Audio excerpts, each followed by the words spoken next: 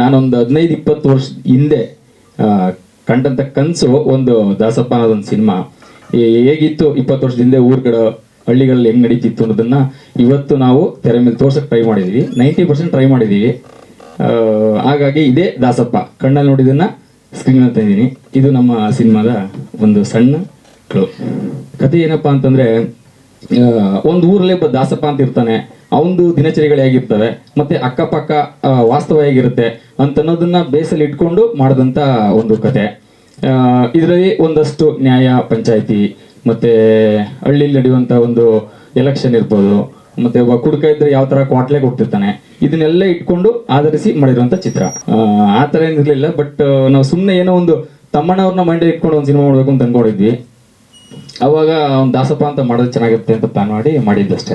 But ಅದ್ರದ್ದು ಏನಿಲ್ಲ. ಇವಾಗ ನೋಡೋದು ಎಲ್ಲ ಲಿಂಕ್ ಇದೆ ಅಂತ ಹೇಳ್ತಿರ್ತಾರೆ. ನಾವು ಆ್ಯಕ್ಚುಲಿ ಆ ಥರ ಇಟ್ಕೊಂಡೇ ಪ್ಲಾನ್ ಮಾಡಿದ್ವಿ. ಒಂದು ಕಮ್ಮಿ ಬಜೆಟಲ್ಲಿ ಯಾಕೆ ಮಾಡಬಾರ್ದು ಅಂತ ಟ್ರೈ ಮಾಡಿದ್ವಿ.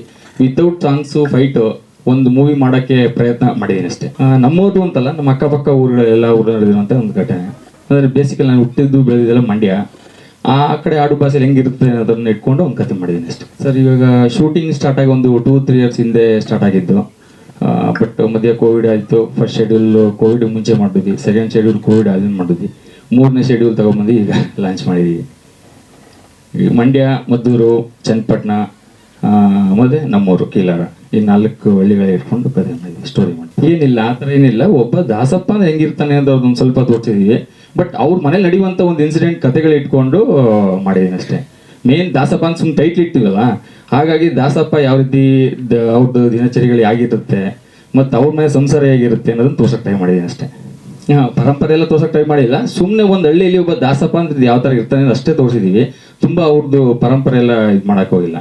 ಹೌದು ಹೌದು ಹೌದು ಹೌದು. ಈಗ ನಮ್ಮೂರ ಕಡೆ ಹೆಂಗಿತ್ತಂದರೆ, ಶ್ರಾವಣ ಅಂತಂದರೆ ನಾವೇನು ಮಾಡ್ತಾ ಇದ್ವಿ, ಶ್ರಾವಣ ಟೈಮಲ್ಲಿ ದಾಸಪ್ಪನ ಕರ್ಕೊಂಡ್ಬಂದು ಅವ್ರನ್ನ ಕಾಲು ತೊಳೆದು ಮನೆಗೆ ಕರ್ಕೊಂಡೋಗಿ ಪೂಜೆ ಮಾಡ್ತಿ ಹೋಗ್ತಿದ್ರು. ಆ ಥರದ್ದೊಂದು ನಾವು ಕಣ್ಣಾರ ನೋಡಿದ್ವಿ ಆ ಕಥೆಯನ್ನು. ಹೌದೌದು. ಅಂದರೆ ಟ್ರೈಲರಲ್ಲಿ ತೋರ್ಸೋಕ್ಕೆ ಟ್ರೈ ಮಾಡಿಲ್ಲ ಅಷ್ಟೇ, ಸಿನಿಮಾದಲ್ಲಿದೆ. ಅವ್ರು ಪೂಜೆ ಮಾಡೋದು, ಪುನಸ್ಕಾರ ಮಾಡೋದು, ಅವ್ರ ಗೆಟಪ್ ಅದೆಲ್ಲ ಇದೆ. ಸರ್, ಮಂಜು ಬಿಟ್ಟರೆ ತಮ್ಮಣ್ಣವರು ಮತ್ತು ಹೀರೋಯಿನ್ ಸುರಕ್ಷಿತಾ ಶೆಟ್ಟಿ ಅವರಿದ್ದಾರೆ. ಗೊಬ್ಬರ ಅವರು ಒಂದು ಕುಡ್ಕನ್ ಕ್ಯಾರೆಕ್ಟರ್ ಪಾತ್ರ ಮಾಡಿದ್ದಾರೆ.